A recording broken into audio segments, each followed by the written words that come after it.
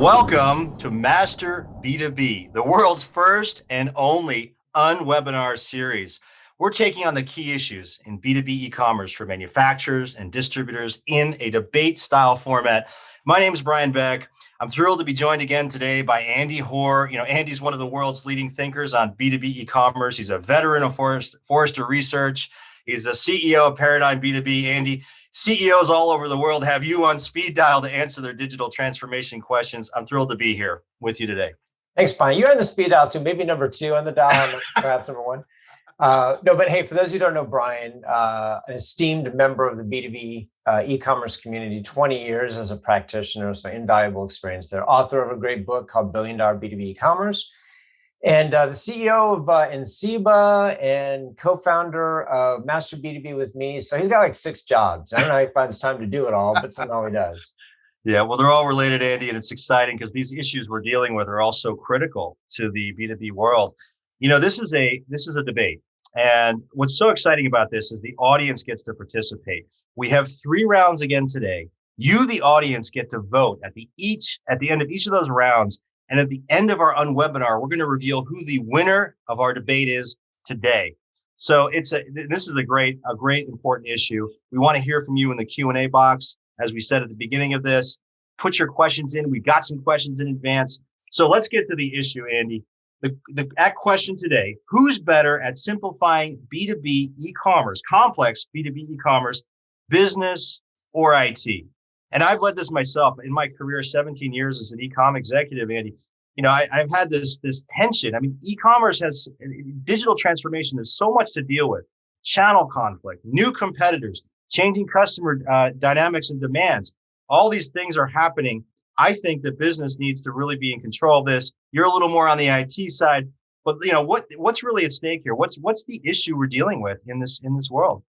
Yeah, so for intellectual curiosity's sake, we are going to take 2 different opinions on this one. I'm going to represent the IT side of the house because I think it's often forgotten in the discussion or it's diminished in the discussion. But what's at stake here is no less than the success or failure of the B2B e-commerce effort. What we're going to talk about today is, B2B e-commerce is complex enough. Do you have to make it even more complicated with sophisticated solutions and difficult reporting relationships and multiple partners, et cetera, et cetera, et cetera? So we're going to address that one today. And what we're going to specifically talk about is who's better to lead this effort, the business or the IT folks.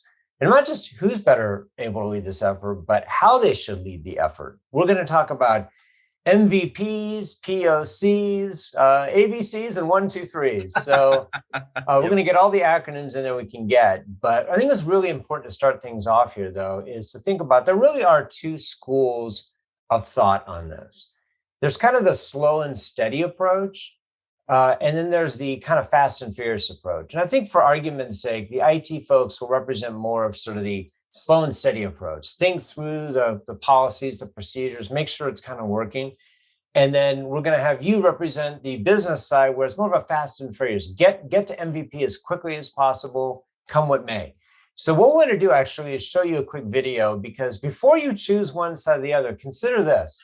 So we're showing a little video here that we found on the interweb. Oh, there goes the hair. Yep, he's got this hands down. He's the business side, and that's what you'd think, right? It's the classic Aesop's fable about the hare versus the. What's he doing? Keep going.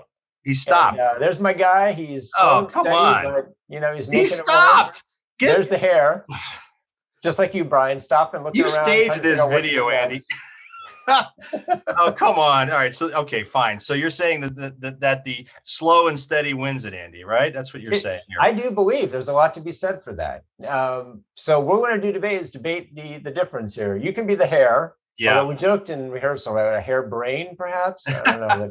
Right. And my team's the tortoise here. Slow and steady wins the race. So, Andy, here's my point of view, right? I think, look, I think business needs to lead this. This is very complex. This is far beyond more than technology is to manage this effectively. And I think we really need to give the business enough flexibility to fail, to actually try things and not succeed and learn from them and move on. Because listen, B2B e-commerce is a new field. There's a lot of things that are becoming evident as they're tested. And I want to tell a story of a company. And Andy, I want to see if you can guess who this is. Okay. So this company had a lot of success in B2C, right? So they're a successful retailer, B2C e-commerce. They have limited B2B expertise, but they see this huge opportunity in B2B, right? Wow, look at all this potential here to bring all my expertise here in e-commerce. So they invested millions of dollars. They assembled 2 million SKUs. They assumed it was all about price, right? Just about price. They didn't involve a lot of the features or things that are, what we know of today as being sort of necessary for B2B e-commerce. Now, keep in mind, we're going back about 9 years here, Andy, but this is 100% virtual selling model. They did not put in place any of the tools for, physical tools to manage the buyers and seller relationships. They didn't make a lot of effort to recruit buyers, et cetera. They put 3 years of effort into it and they failed. Who is it, Andy? Do you know who it is? I do know who it is, but for purposes of a knock-knock joke, I'll say, who is it, Brian? There you go. It was Amazon Supply. This is Amazon. Okay, so folks, if you're not familiar with Amazon, let's go back to 2012. And Amazon brought this thing to market on a number of assumptions around this, just about price, et cetera. But the point I'm making here, Andy, is that businesses that are successful in digital transformation have to be willing to try things and fail, give enough flexibility to the business. And what Amazon did 3 years later, they launched something called Amazon Business, and Amazon Business took lessons from this. They learned. And I have a quote later I want to share at the end of our session today from Jeff Bezos, which talks about this, the founder of Amazon. But this, what they did was they started hiring people out of the field. They brought in industry expertise. They started accommodating the buyer workflow. They realized it wasn't just about price. And guess what, Andy? Last year, 25 billion in sales. It's the fastest growing part of Amazon. And, you got companies like this setting the bar for the industry. So, what's at stake here, Andy? For the rest of our B2B folks, right? They've got, to me, the lesson is you got to be willing to try things in B2B. And I think it has to be business led, not IT led. That's my view. Yeah, and I have an example of a practitioner, not an Amazon-like company, not a horizontal or vertical marketplace, but an actual company that decided to take on the task of implementing B2B commerce. And this person pulled me aside at a conference a couple of years ago and said, Andy, I need some help. I said, about what? And he goes, well, let me tell you a quick story. And so he started with the word 100 million. And he said, that's how much money we spent to implement our e-commerce platform. Like, wow, that's a lot of money, but I'm sure you have a really sophisticated, ingenious solution that brings together all your partners and your customers are giving you progressively better NPS scores. He goes, no, it's not done. So what do you mean? He's like, well, we spent $100 million, but it was kind of done by committee. Wow. Nobody really led the effort. We had infighting. And he likened it to me, just saying, look, when you go to the mechanic and they take the engine apart and put it all on the floor and say, oh, we're going to put this thing back together now. And there's all sorts of problems. He said, I had an engine with a bunch of pieces on the floor, $100 million later.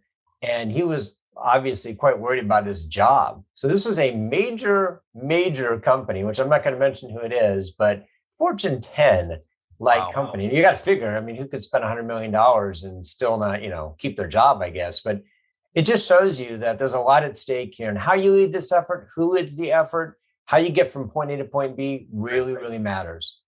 Yeah, no, that's a great story, Andy. So that's our sort of setup. We want to bring our contenders in now. We have some fantastic folks on the line today to fight for Team IT and Team Business.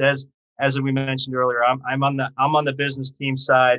And I want to go ahead and introduce the business team, Andy, the winning team, Andy. Our first contender is Carrie, the finisher Fauber. Carrie, welcome to you. She's the Senior Director of E-commerce at Keysight Technologies. Those of you who don't know Keysight, it emerged from Hewlett-Packard, and then it was Agilent, and now it's Keysight Technologies. They are a world leader in this category. They manufacture test and measurement equipment.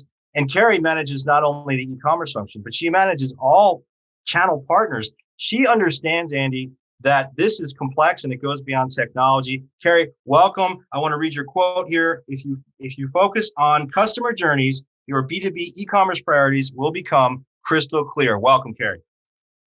Thanks. Nice to be here. Awesome. Okay, our second is Greg, the Slayer Lord. Greg, you didn't bring a sword with you. I wish you had. There you go.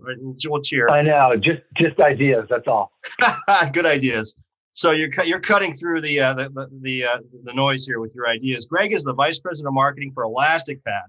ElasticPath, those of you who don't know, is a leading e-commerce platform provider in the B2B space. And Greg has been all kinds of places. He has a lot of experience in B2B marketing. He was at Ecommerce, SmartBear, Molten. He says B2B brands don't have to choose between the out of the box cookie cutter experiences or expensive time consuming customization. They can have both. Greg, thrilled you're here. Happy to be here. Thanks, Brian.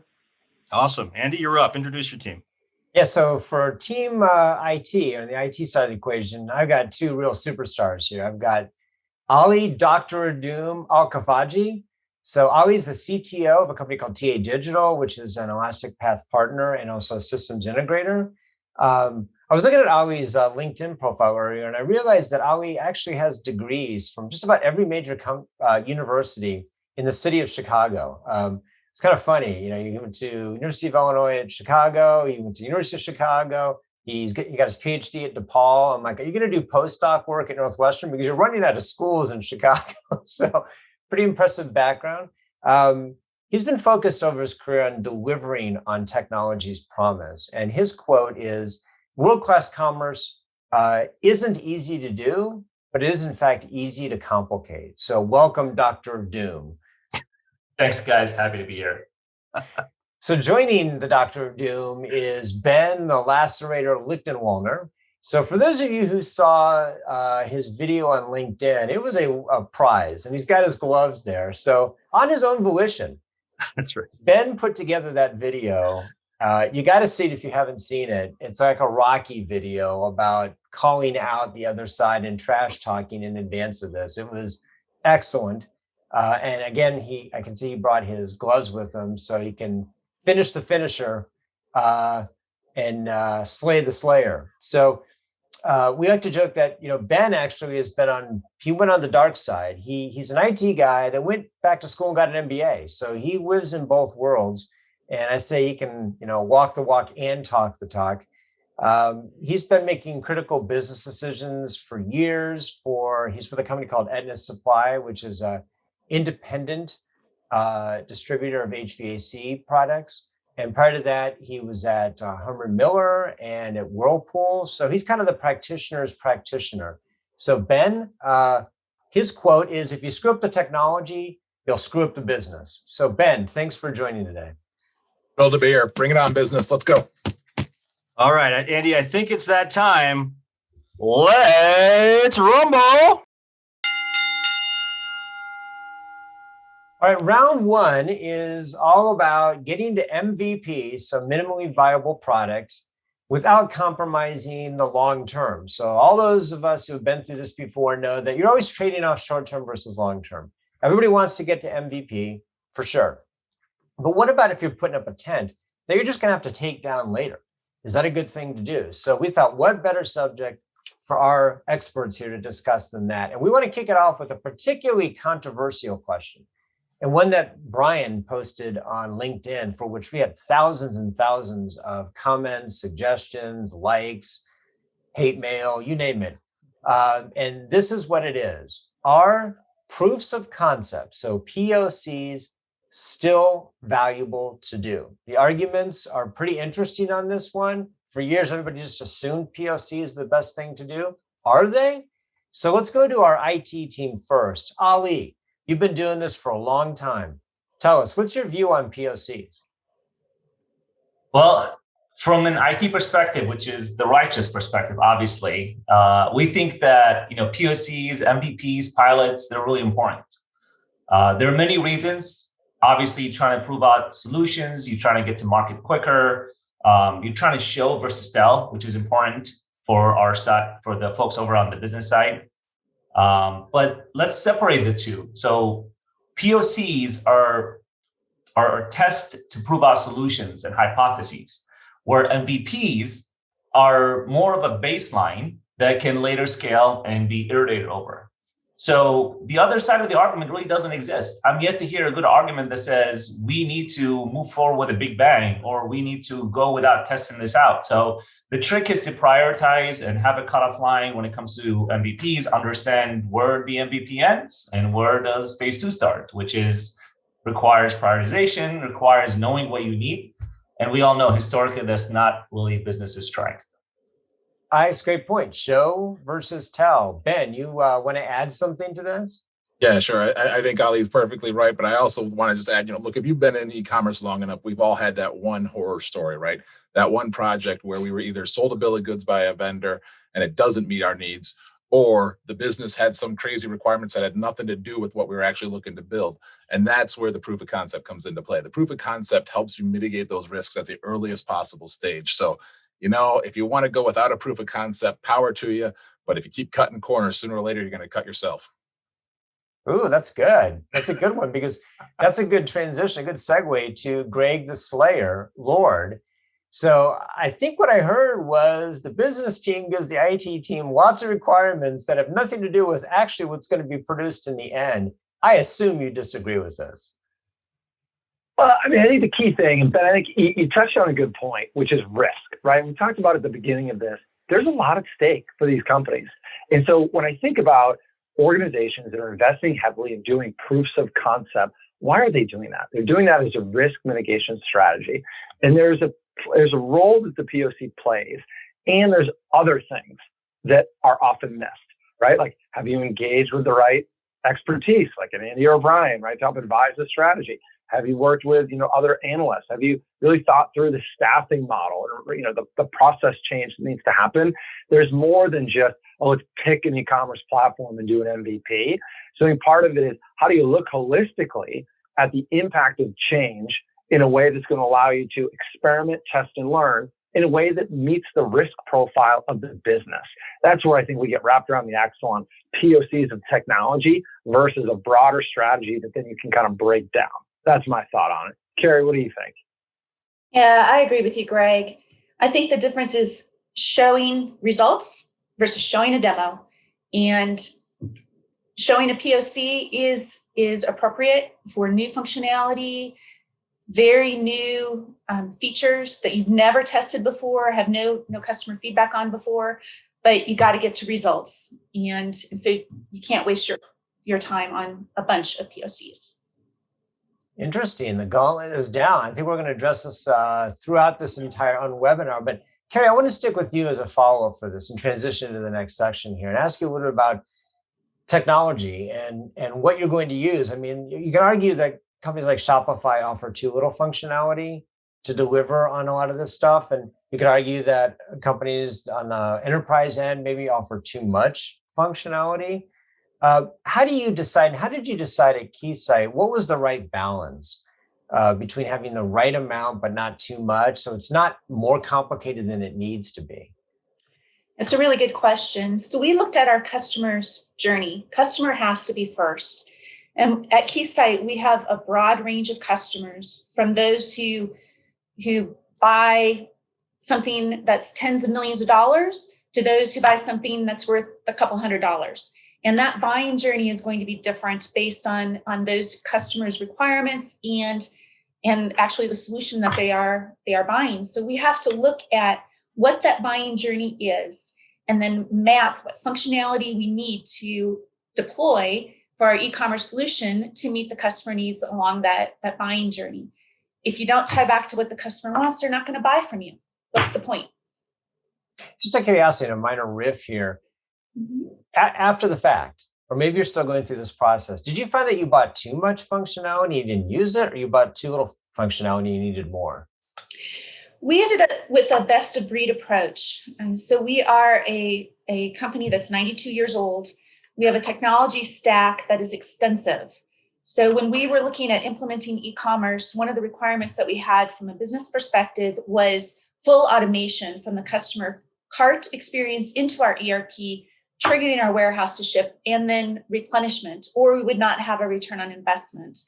So as we looked at that technology stack, we were looking for where can we plug in the technology components that make sense, that provide us with the best capabilities and just enough e-commerce as we were building out our solution. Greg, did you want to weigh into this one? The only thing I think I'd add to the conversation is I think a lot of times organizations can end up trying to play by the paradigm of their technology provider. And the reality is, in the question, we framed it, Shopify versus enterprise.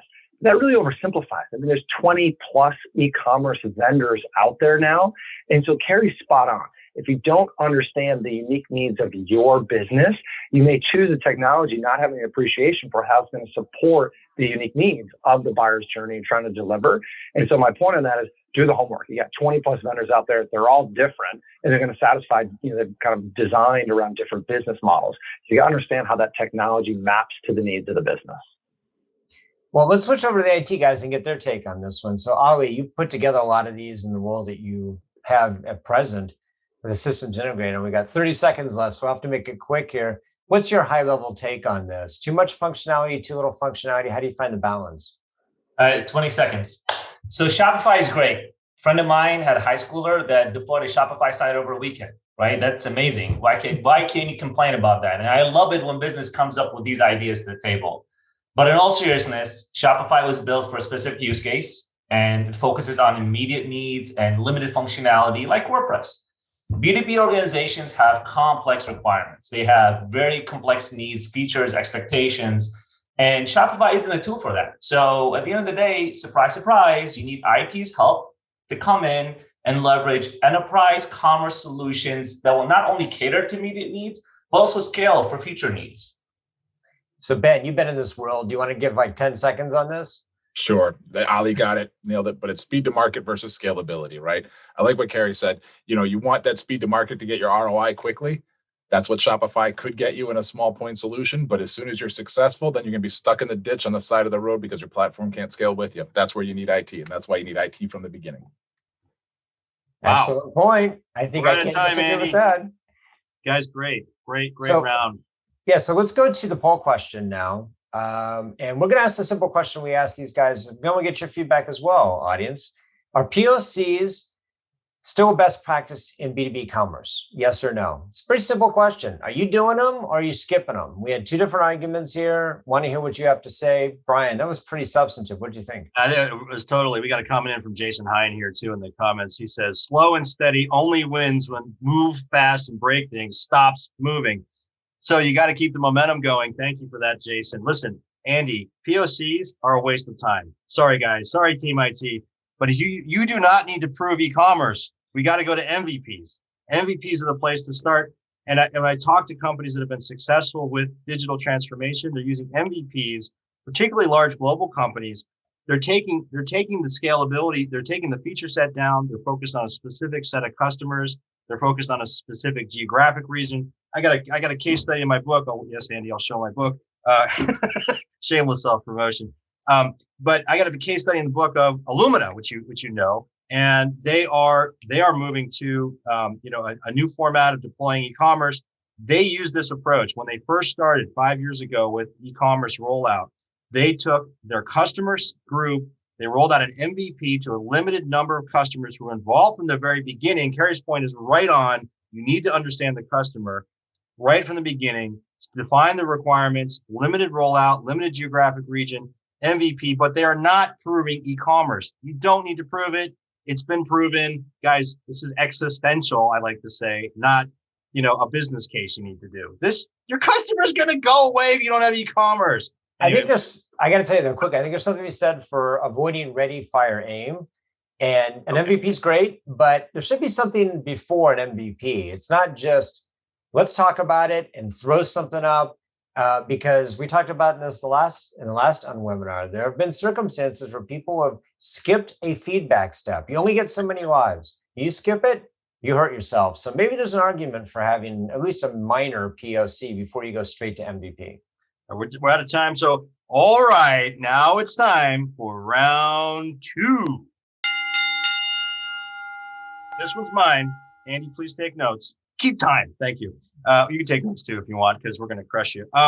Here's our issue. We're going to talk about the ROI the business case and costs. I want to talk to you guys about how we efficiently estimate the total cost of implementation, right? Is it possible, remember my Amazon thing at the beginning here, is it possible to bring an Amazon-like approach to your business, test and learn while maintaining costs? Now, our first question, we actually had a question submitted by Jeff at 3M in advance of this, and I think it really couches this question well. To capitalize, this is Jeff's question, to capitalize or expense, that is the question. In other words, what is the best way to fund a B2B e-commerce experience? Should it be run like a profit center with a P&L where it sinks or swims based on the margin it earns, or should it be funded through a series of capital campaigns? So I'm going to defer first to Carrie and let business answer this question. What do you think, Carrie? So at Keysight, we fund major programs like this as a capital practice. Mm-hmm. We look over a 3 to 5 year horizon. We look at all of the upfront costs, the implementation costs, the ongoing costs, capture that all into an ROI analysis. That's actually a very similar process for every type of major capital expenditure. So we can compare programs across the company. But then when it comes to measuring, it's a P&L measure. So we measure on orders, we measure on discounts, we measure on actually all the way down to profits and earnings per share for the company as a result of our e-commerce investments. So got it. So IT folks, it's not a free for all. See, business is measuring results. Thank you, Carrie, for that. Greg, what do you got to say on this point? The other thing I would add, I totally agree with Carrie. And I think, one of the things I've learned in my career is how important it is to have a really good relationship with your CFO.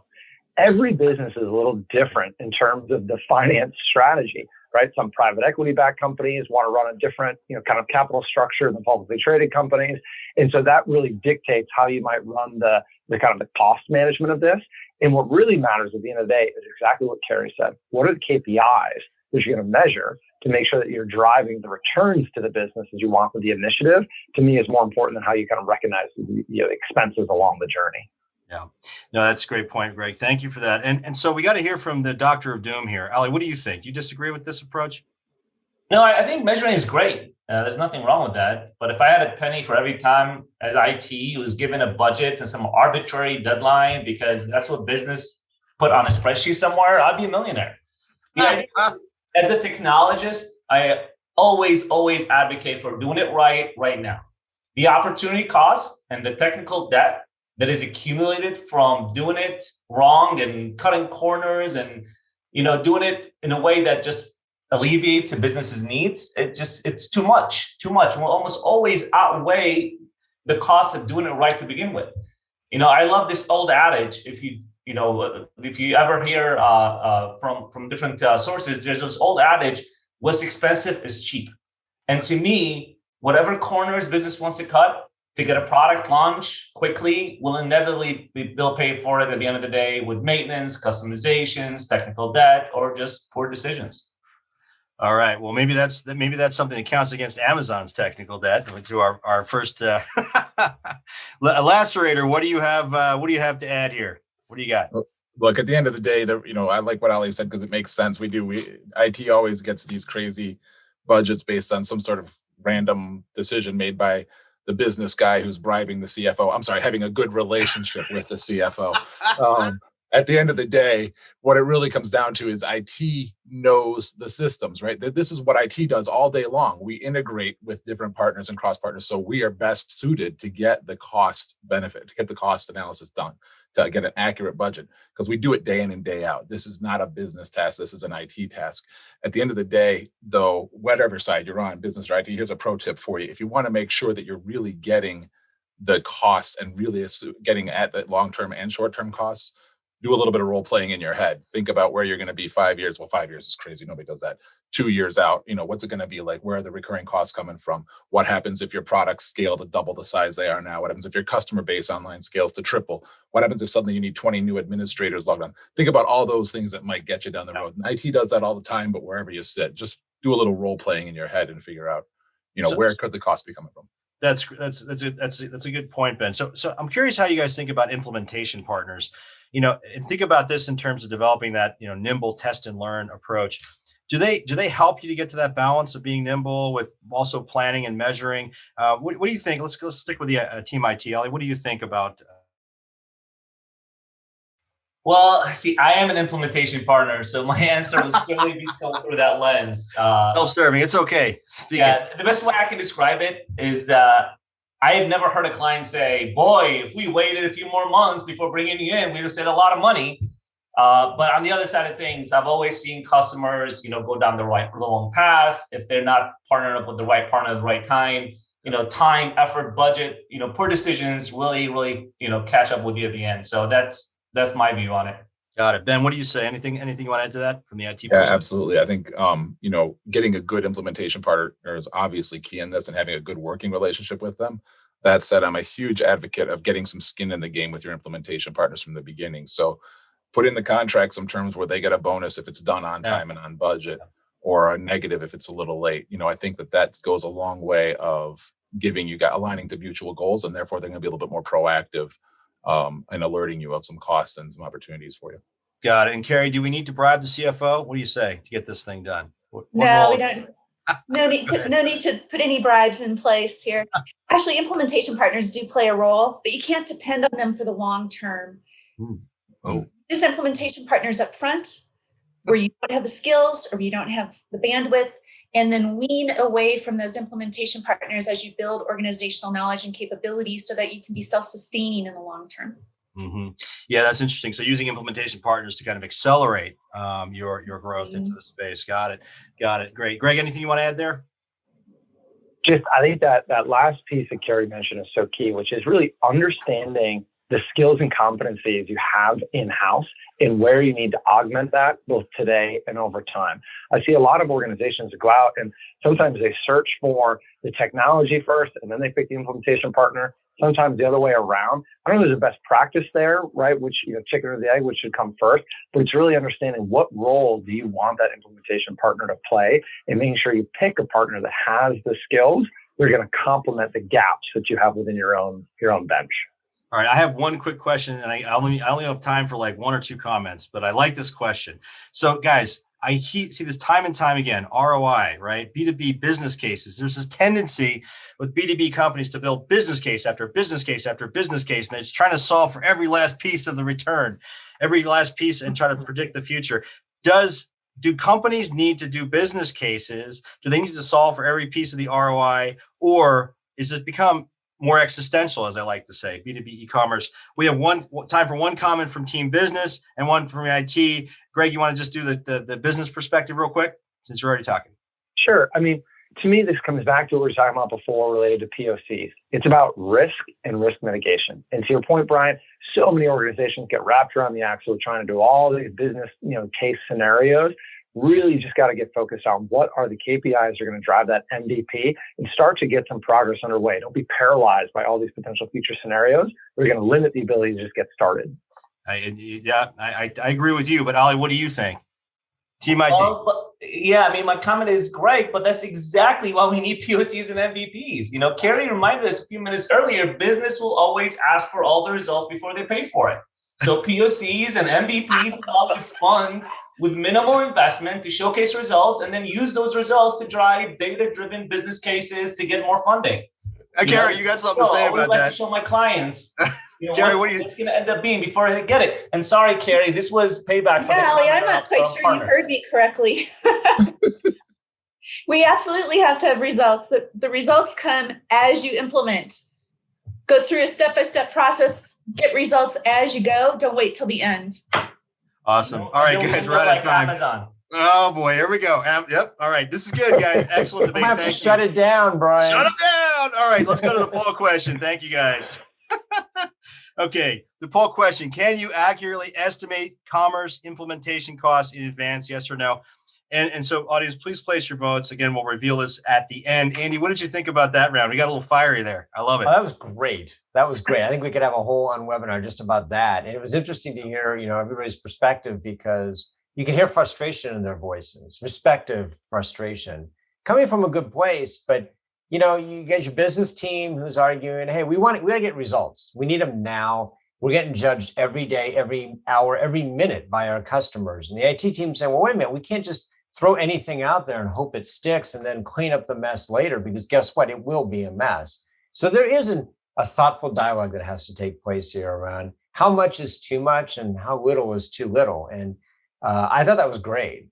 Yeah, no, I agree with you, Andy. It was a good back and forth. The key here, I think, is you've got to give enough room again to the team to test and learn. The companies I find is most successful in digital transformation, rolling out e-commerce. The number one, it's they're given enough. Carrie's point about budgeting and all the rest. They're given enough budget and allowed to fail. If you don't allow some failure, you're not going to learn. You need a platform that gives you enough core functionality to get to your MVP, right? And to launch some of those common features. One mistake I see companies make, and I've made this mistake myself, as a product seller, we are not software companies. We sell products. That's how we differentiate. We differentiate on products, expertise, service, not on software. So you need to go to a software company who has enough there to get you going with your MVP and roll it out and let your team have enough flexibility. I'm working with a company right now, Andy, that's in the EU, $3.5 billion company. They are having wonderful success with e-commerce. What did they do? They started with a POC of their parts and accessories line of business, and they let the person in charge of that have enough room to try different things, to try new marketing, to try selling on Amazon, to try marketing in places the business wouldn't have thought of, to try new features on the website to engage the customer. And they don't all work, and that's okay. And they celebrate the failure. That's different than how a lot of B2B companies have traditionally thought. Okay, we're out of time. We got to go to round 3. All right, it's time for round 3. Yeah, so this one's a little bit different from the others. This is really about ecosystems. We've seen, popular development in the last several years where companies, even e-commerce companies, are saying, we're going to build core functionality and we're going to throw it all in the ecosystem. You can go download stuff from our owned ecosystem. Some vendors take that approach. Some say, look, we can use point solutions from third-party vendors and via APIs and microservices, bring it all together.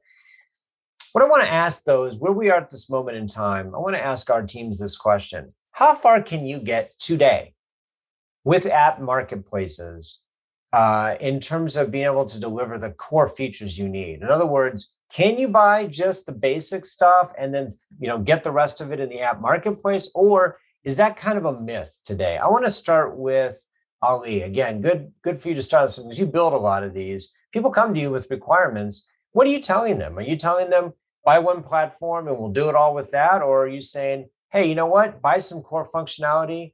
We're going to be able to configure some of that. We're going to have to customize some other things. What are your thoughts on this?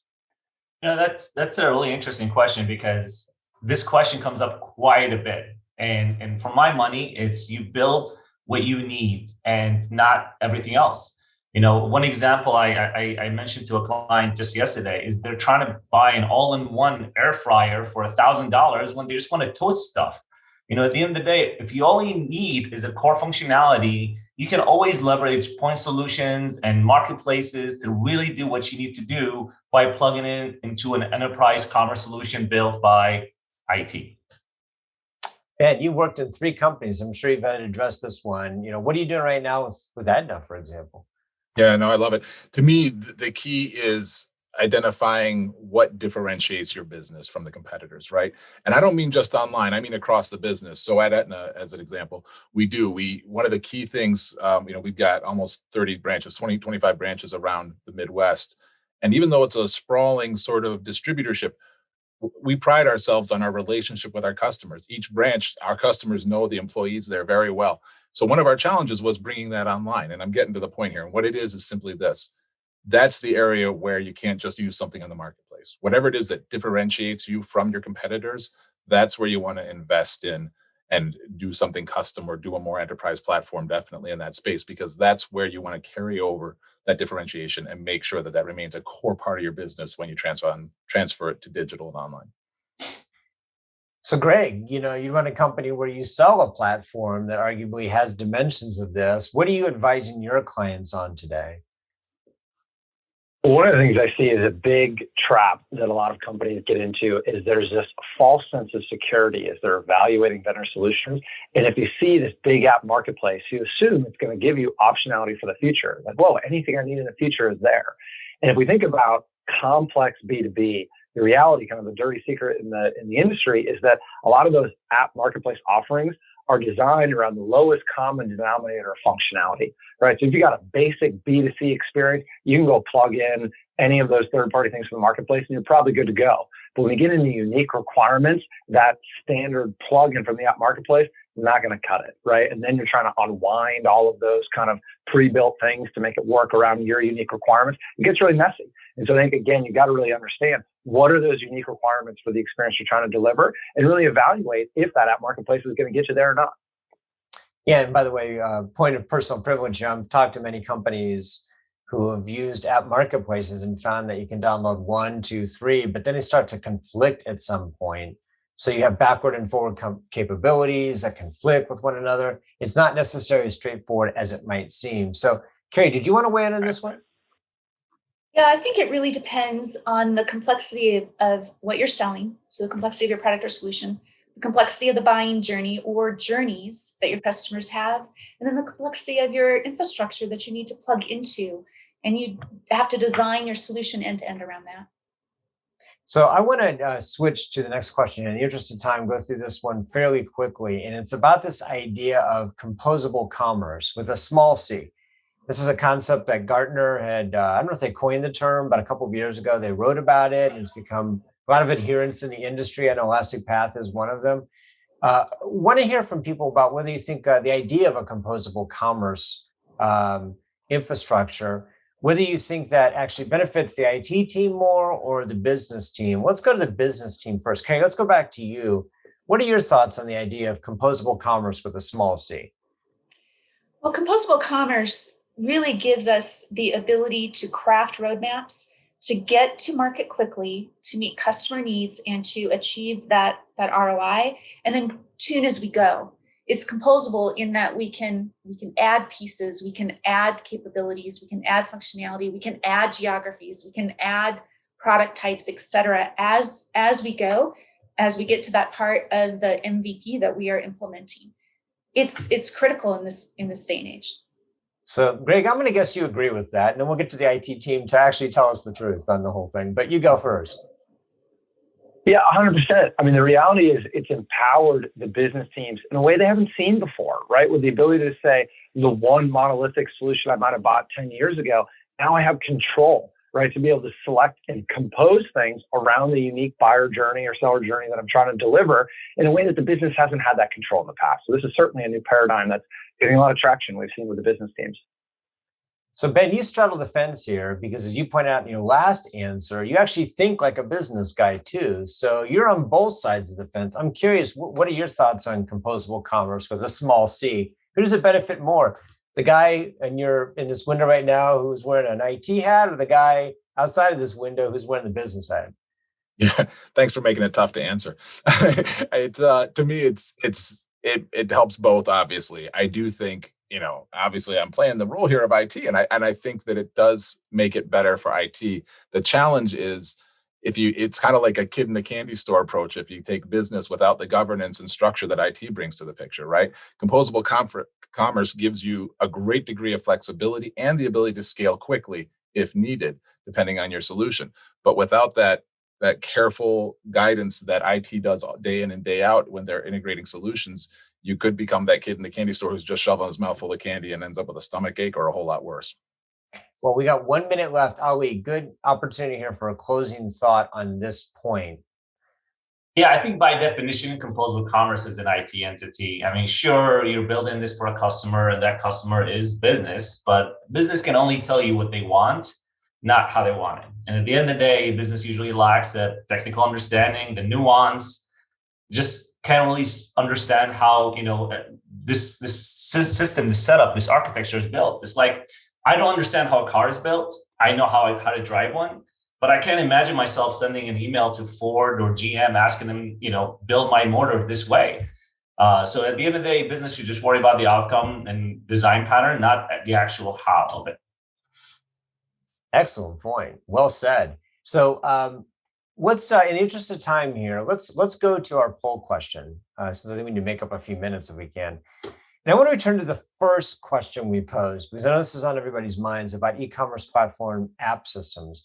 Do you believe they're rich enough today for you to rely on them to build up that critical commerce capability. So our teams talked about this. Now we want to hear from you. Yes or no? Can you get what you need today from app marketplaces, or do they kind of fall short still? And maybe that's a promise in the future, but maybe right now it's not real. So Brian, what do you think of the So I've lived this, Andy. When I was the VP of e-commerce at Harbor Freight Tools, I'll use that as an example. Are they still in business, by the way? Oh, yes. Oh, okay. Yes, thank you. They're very large, actually. We used app marketplaces extensively, right? And the point was that it enabled us as a business to quickly bring in new functionality to meet the customer's needs. I mean, that's the key. That's the promise, right? Now, Ali had a great point. You got to be careful on what you implement because it can kill the upgradability of your system. You have to make sure that any app marketplaces or third-party point solutions, the integrations are proven, that they're scalable, they don't conflict with each other. So when you make this decision, right, when you look at this as a differentiating point in whether you select a platform or not, you have to look at what the use cases are, the other companies that are adopting the platform, using some of these extensions and point solutions, because ultimately you want to find a system where it's flexible enough, like the whole composable commerce aspect, and has enough core functionality, but also is going to, if you look at where the companies are implementing, that's going to dictate really, in my opinion, where that app marketplace is going and how that platform is evolving. So look for companies like yours that are perhaps complex, multiple geographies, et cetera, and go from there. But I think that point can't be underestimated. You got to look at the customer base. What do you think, Andy?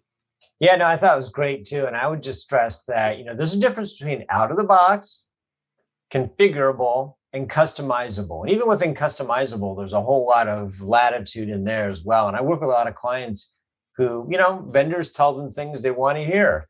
And at the end of the day, they're pretending it's almost out of the box, but it's really customizable, or maybe it's partly configurable, but it's really customizable. So, those are the tough questions you have to ask. But I do think there's a model today, though, that enables you to do core functionality and grab things from an app marketplace to a point.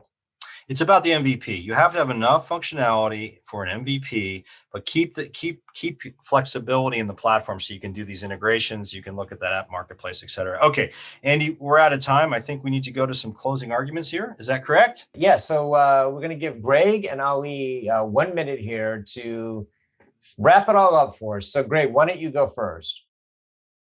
All right, sounds good. I know this is going to sound blasphemous after having spent the last hour arguing that business is better suited to simplify B2B e-commerce. The reality is the best way to simplify is a strong partnership between the business team and the technology team. I've never seen a project go well when you've got one side trying to drive and the other side's not aligned, right? So it really does, predicate success on having a strong alignment between the business and the technology side. And it's all about how do you balance the goals of the business with the risk profile the business is comfortable with. I think there's a few things that organizations are exploring these days around the right partnerships, around folks like yourself, around new models like composable commerce, et cetera. And so it's all about how do you focus on the right strategy for the business that de-risks the ability to get value quickly, to be able to test and learn and iterate as you embark down this journey of B2B commerce. All right, Ali, your chance here. Hopefully you'll take a more controversial position than everybody. Can we all just get along? No, but Greg is right. And at the end of the day, it was a good debate and we said some things, some in jest, but at the end of the day, successful commerce implementation for B2B has to be collaboration. Otherwise, you won't get the best possible experience for the customer. The one thing that we're constantly reminded of is B2B shoppers are very much more technology savvy today than they were 10 years ago. And they're expecting BDC experiences than your typical B2B old, non-progressive experience. So at the end of the day, digital, experiential, composable commerce gives you the flexibility to use best of breed technology today, and then tomorrow interchange specific pieces based on outdated disruption, for the rest of the ecosystem. This is a true role of IT. It's enable business to do what they do best. And at the end of the day, companies can either get on board or get left behind. Well said. So, Brian, I think we need to move to yes, it is that time. Here. It is. It's time for the decision. That's so dramatic, Andy. I love it.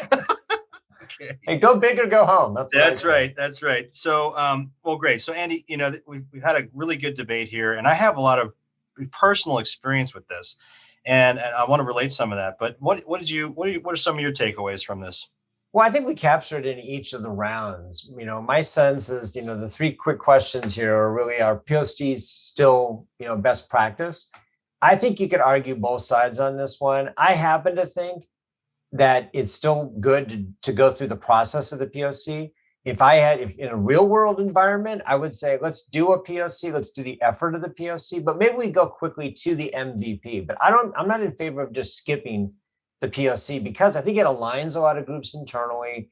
It is something the IT team needs. Like it or not, a lot of business teams will just skip through it and they want to just see the baby. They don't want to hear about the labor pains. But if you're the doctor delivering that baby, you're paying attention to the labor pains. So I do think there's something to be said for that. I'll just do my other two comments quickly here as well. Can you accurately estimate the commerce implementation costs? We had some people who were struggling with that question, saying it's a really complex question. Yeah, that's why we asked it, because it's not an easy question to answer. And so, I believe you can, with the proper thinking up front, because one thing I didn't get a chance to say is I do think you have to be a little wary of this if you're a practitioner. Your partner in this, the implementer, has an incentive to kind of tell you what you want to hear. I'm not suggesting that they do this, but this is why it really, really matters to pick somebody as an implementer who's going to tell you the truth, whether you want to hear it or not. And the last thing, I think I comment on the app marketplaces. My feeling is that they're a good source today, especially getting into MVP. And I think there are a lot of companies that are offering that capability, and it's worth considering. Yeah. Okay. Well, I'll put my B2B business up against your B2B business any day, Andy. You're going to be stuck in your POC, and I'll be off to the races as long as I keep my hair moving. That was a setup, that video. All right. So I think there's three things I took away from this. First, this has to be business led. I think IT absolutely plays a critical role. But listen, this is very complex. I mean, I've lived this, right? Trying to drive the business forward, you have to have that flexibility. Number two, it needs to report to the CEO. And number three, it has to be given opportunity to test and learn. I'm going to read a quote from Jeff Bezos, because this guy led what is widely acknowledged to be the leading e-commerce company in the world. He said, "What really matters is companies that don't continue to experiment, companies that don't embrace failure, they eventually get in a desperate position where the only thing they can do is a Hail Mary bet at the very end of their corporate existence." You said it, Jeff Bezos, amazing. Now, what I'm seeing, I got to say something about that. Yeah, go ahead. I mean, I think you're actually accelerating the potential of failure by skipping the POC step. So we're all in agreement. You got to embrace failure, but you don't have to love it. You need it. Listen, okay. So here's the thing, Andy. So I've lived this, right? I've been the business guy, and I've worked with IT, the CTO. I've been the chief digital guy, and we've gone head to head. So this is one thing I really see emerging in the industry, which I wanted to point out as we wrap this up. What's missing is kind of that gap, right? It's that layer in between the two, where there's a common understanding, where there's a way to really communicate the need of the business while also balancing it against, look, IT has real concerns here for scalability, stability, security, et cetera. That makes sense, right? They need requirements. They need to prove things out. Get it, right? So you need to find a balance. What I'm seeing emerging is this new kind of leader, right? And I have a couple folks that have the title of this leader is Chief Digital Innovation Officer. And what's happening is I'm seeing people who are CIOs move into this role. Why? Because they're not afraid of technology, and they can bridge the gap, right? So they understand technology, but if they have enough business acumen, they can also bring this, this extra layer of knowledge around how to implement systems in a rational manner. And they can speak the language of IT, and they can speak the language of business, and they report to the CEO. It's a C-level. I think that we're going to see more and more of that happen. Two examples for you: Amit Gupta at Paul Make Corporation. Them quick, because we're running out of time. I know. And the second is John Hanachek at Maluka. These are CIOs, Andy. So they're in this new role. So, okay, we got to go to the poll results. We only got a couple minutes left. Let's go. I get on my soapbox. Kick me off. All right, first one. What do we got here? Our POC. Wow. Okay. All right. Y'all are wrong. Maybe not. All right. I have my parents' vote. That counts, right? Wow. 70% said yes. Wow. This is a group of people who are looking for some risk mitigation, to use Greg's term, in reverse. That's Let's right. go to round two and see. Readers cheering on the side here. Can you accurately estimate commerce costs? No. Yes, I agree with that. You can't. All right, fair enough. You have to have enough room to fail. That's what that question says to me. Round three. What do we got? Yes. Wow. Right down the middle. Yeah. So I think we're in a transition point. 5 years ago, the number would have been different. They would have said definitively no. Right. And I think in 5 years, it's probably going to be definitively yes. So we're right in that transition period. But of new installs I'm seeing, it's more people going for the app marketplace ecosystem approach versus getting the all-in-one kind of solution. Thank you all for attending. I want to thank our participants, our contenders who joined us today. Fabulous job, guys. Any final words? Just thanks again to our panelists. Thanks to the audience, and we'll See you next time.